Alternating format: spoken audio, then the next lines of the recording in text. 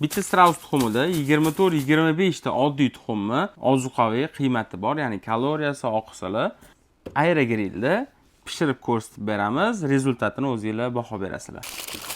O'risi po'choqlari pishib ketmaydi. Ichlari lekin ravnomerniy zo'r chiqadi, xudo xolasa. Qoramiz.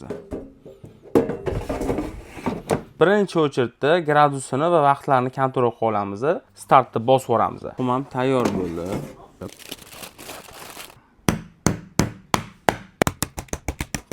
Nima bu? Jelemi? Tuxumda mana.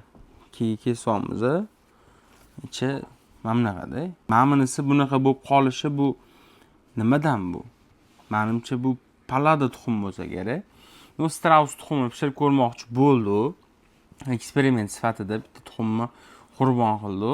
Tushunadigan odamlar yozib yuboringlar. Xullas, yana eksperimentlar qilishda davom etaveramiz. Qo'llab-quvvatlab qo'yasizlar, sog' bo'linglar.